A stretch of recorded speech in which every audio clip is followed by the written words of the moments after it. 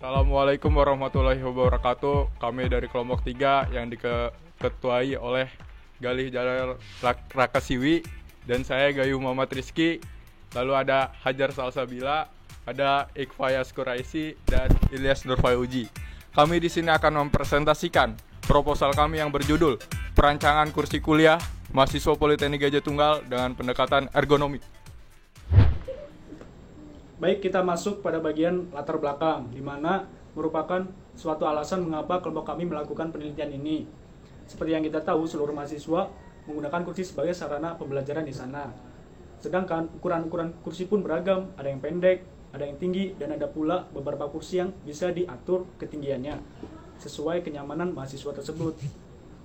Sedangkan di sisi lain, mahasiswa di Politeknik Gajah Tunggal itu relatif memiliki postur tubuh yang berbeda dan mempunyai gaya posisi duduk masing-masing saat proses pembelajaran. Oleh karena itu, ergonomisnya dari desain kursi sangat berpengaruh dalam proses pembelajaran dan kesehatan mahasiswa Politeknik Gajah Tunggal tersebut.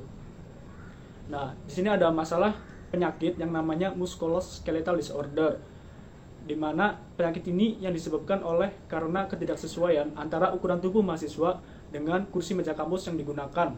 Biasanya gangguan ini dialami oleh mahasiswa yang duduk dengan posisi yang tidak benar dalam jangka waktu yang lama. Sehingga gangguan-gangguan yang dialami oleh mahasiswa secara langsung maupun tidak langsung akan mempengaruhi kenyamanan dalam proses kegiatan belajar dan mengajar. Selanjutnya, kita masuk ke bagian dari diagram Fishbone.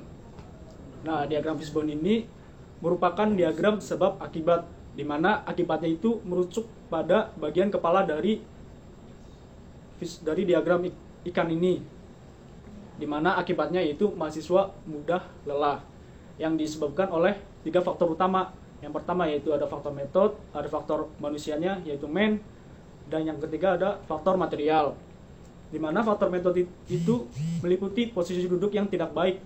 Yang kedua yaitu padatnya jam kuliah. Dari faktor manusianya itu ada yang namanya posisi duduk yang tidak baik, yaitu kaki menggantung atau badan terlalu membungkuk dalam jangka waktu lama, dan yang ketiga itu tangan pegal.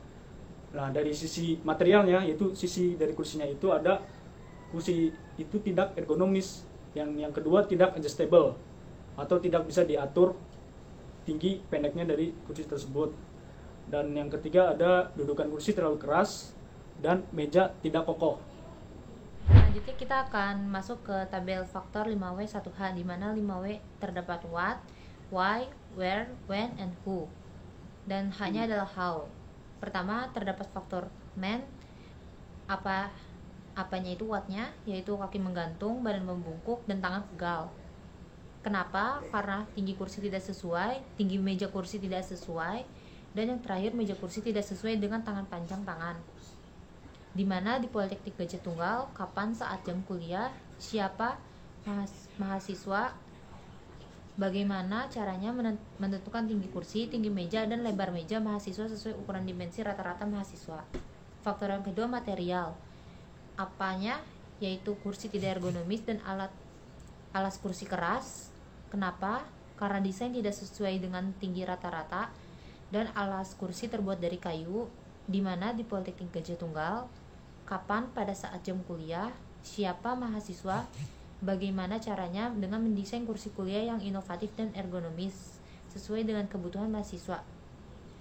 Terus faktor yang ketiga terdapat metode, apanya saat pada jam kuliah padat, apa yang menyebabkan jam kuliah padat, kenapanya, karena mata kuliah banyak. Di mana di Politeknik Gajah Tunggal, kapannya saat jam kuliah, siapanya mahasiswa, bagaimana caranya memberi jeda waktu yang sesuai setiap pembelajaran untuk beristirahat. Kemudian masuk ke perumusan masalah. Di sini perumusan masalah terdapat 2. Yang pertama, bagaimana cara mendesain kursi kuliah yang inovatif dan ergonomis sesuai dengan kebutuhan mahasiswa. Yang kedua, bagaimana cara mengetahui jika desain kursi yang telah diusulkan sudah sesuai dengan kebutuhan mahasiswa. Yang kemudian masuk ke tujuan penelitian. Tujuan penelitian kita itu yaitu menentukan spesifikasi desain kursi kuliah yang inovatif dan ergonomis sesuai dengan kebutuhan mahasiswa, dan mendesain kursi kuliah yang inovatif dan ergonomis. Kemudian masuk ke manfaat penelitian. Yang pertama, hasil penelitian yang dilakukan dapat dijadikan sebagai input atau masukan bagi Politeknik Gajah Tunggal untuk melakukan perbaikan-perbaikan terutama pada kursi kuliah. Yang kedua, menambah khasanah ilmu pengetahuan. Yang ketiga, mengurangi kelelahan mahasiswa. Yang keempat, sebagai preferensi bagi penelitian berikutnya. Batasan masalah yang kita ajukan pada proposal kita adalah: yang pertama, penelitian hanya dilakukan di Politeknik Gajah Tunggal. Objek penelitian yaitu mahasiswa atau mahasiswi Politeknik Gajah Tunggal. Penelitian hanya membahas perancangan desain kursi kuliah. Oke, setelah batasan masalah, saya akan menjelaskan studi pustaka. Studi pustaka ini kami mengambil 3 penelitian sebelumnya yang kami memanfaatkan pemikiran dan informasi yang relevan dengan penelitian yang akan kami lakukan. Dari yang pertama, tahun penulisannya 2018, ditulis oleh Ken Arumdinda Dika, berjudul Desain Ulang Kursi Kuliah yang Inovatif dan Ergonomis. Dari hasil penelitiannya, diperoleh 8 atribut kata Kensei yang diinginkan konsumen terhadap perancangan desain kursi kuliah. Berdasarkan perasaan psikologis konsumen, 8 kata Kensei yang didapatkan yaitu terdiri dari nyaman, desain inovatif, awet, adjustable, warna menarik, aman, dan mudah dipindahkan. Lalu yang kedua, pada 2013 ditulis oleh Fatimah Rahab Listiani Nurul Huda dan Sugi Harto Pujangkoro, berjudul Analisis Ergonomi Redesign Meja dan Kursi Siswa Sekolah Dasar. Berdasarkan hasil penelitiannya, telah dilakukan dapat diketahui dimensi meja dan kursi sekolah berpengaruh postur tubuh anak. Apabila dimensi meja dan kursi sekolah yang digunakan sesuai dengan anak, maka postur tubuh anak tidak akan membungkuk dan anak nyaman menggunakannya. Sebaliknya, jika dimensi meja dan kursi sekolah tidak sesuai dengan anak, maka anak akan mengalami keluhan muskuloskeletal. Oleh karena itu, kesesuaian dimensi meja dan kursi sekolah dengan dimensi tubuh siswa akan membuat kondisi belajar siswa yang efektif, nyaman, aman, sehat, dan efisien. Lalu yang ketiga, pada 2018, Akhrul Sohibi Wibowo dan Hari Sugiarto, berjudul Perancangan Kursi Ergonomis untuk mengurangi keluhan pembatik pada UKM Batik Alfa Sofa Kudus, yang menghasilkan terjadinya penurunan keluhan yang dirasakan pembatik setelah penerapan kursi ergonomis. Yaitu keluhan yang dirasakan oleh pembatik terjadi pada bagian tubuh, leher atas ya, lalu punggung lengan atas, lengan bawah, tangan kiri, paha kanan, lutut kiri, dan lutut kanan. Oke, setelah studi pustaka, saya akan menjelaskan landasan teori. Landasan teori yang kami pakai ini ada 2, antropometri dan ergonomi, yang akan menjadi landasan yang mendukung penelitian kami. Oke, langsung saja ke antropometri. Antropometri adalah suatu bagian yang mendukung ergonomi, terutama dalam perancangan peralatan berdasarkan prinsip ergonomi.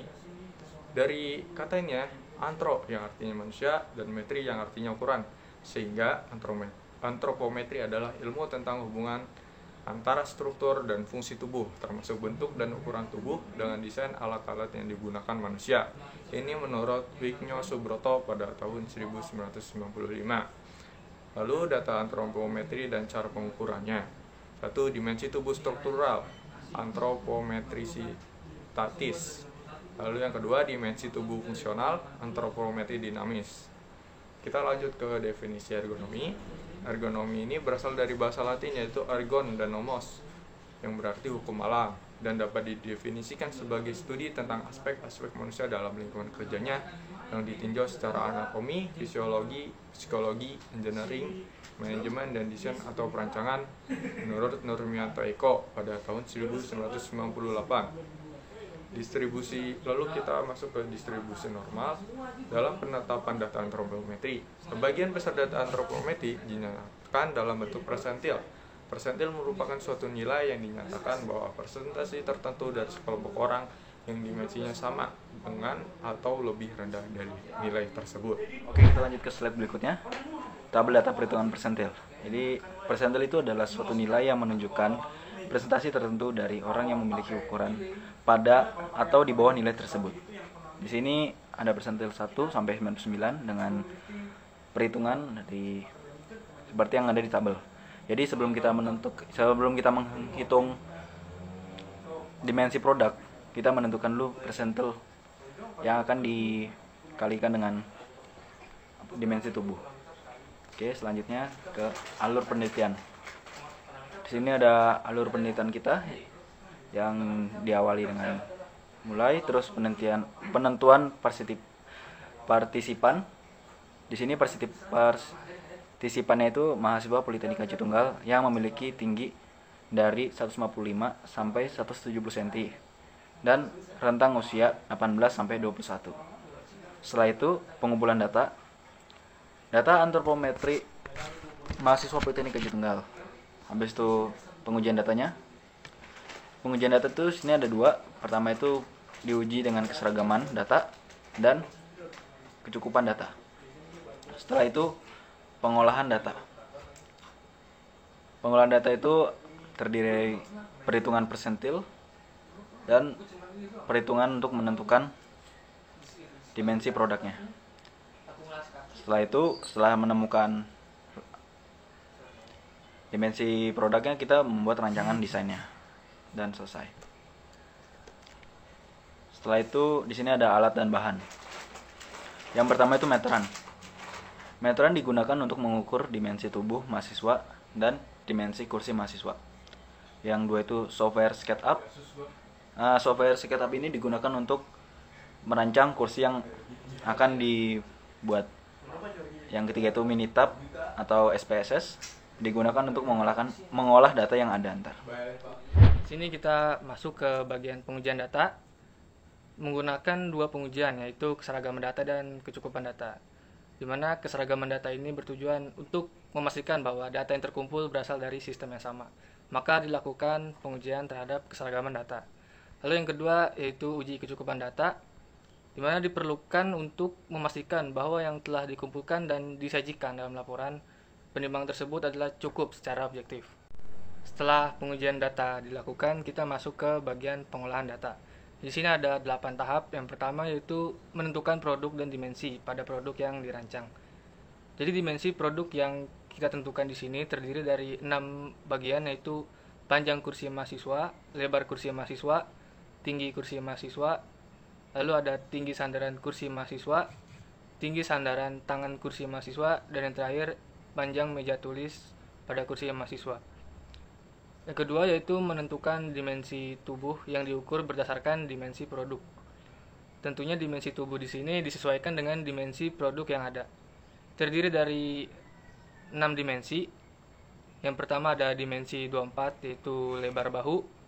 Lalu ada dimensi 21 yaitu jarak horizontal dari bagian terluar pantat sampai lekukan lutut sebelah dalam. Lalu paha dan kaki bagian bawah membentuk sudut siku-siku. Dimensi yang ketiga yang kita ambil yaitu dimensi 18, itu jarak dari alas duduk sampai alas kaki. Lalu ada dimensi 13, itu jarak vertikal dari alas duduk sampai bahu. Selanjutnya ada dimensi 12, yaitu jarak alas duduk sampai pinggang, dan dimensi 22, panjang tangan dari siku sampai ujung jari. Setelah itu, di tahap yang ketiga kita mengukur dimensi tubuh yang telah kita tentukan tadi. Ada 6 dimensi, jadi kita akan mengukur dari jumlah partisipan yang akan kita ukur dan kita akan mencatat pada form yang sudah disediakan. Lalu tahap yang keempat yaitu menentukan persentil dari dimensi produk. Di sini juga bertujuan untuk menentukan dimensi tubuh yang ada termasuk ke bagian dimensi minimum atau dimensi maksimum. Lalu selanjutnya menentukan nilai rata-rata dan standar deviasi dari dimensi tubuh. Jadi dari dimensi tubuh yang sudah dikumpulkan, kita menentukan rata-rata dan standar deviasi dari dimensi tubuh yang ada. Lalu selanjutnya menghitung ukuran dimensi tubuh. Menghitung ukuran dimensi produk didapatkan setelah kita menentukan atau mengetahui dimensi tubuh setelah mendapatkan nilai rata-rata dan standar deviasi tadi. Selanjutnya di tahap ke-8 yaitu kita sudah masuk ke bagian menggambar produk beserta dimensi produk yang sudah dihitung tadi. Dan di sini ada sudah tertera jadwal penelitian yang direncanakan, terdiri dari 5 minggu. Minggu pertama kita tentukan jumlah partisipannya. Setelah sudah ditentukan, masuk ke minggu kedua untuk pengumpulan data. Dan minggu ketiga kita melakukan pengujian data, termasuk dari keseragaman data dan kecukupan data tadi.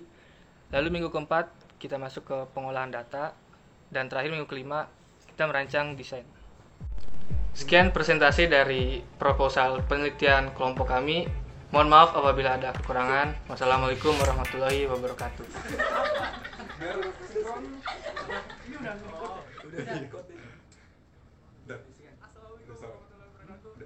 dari kelompok 3 akan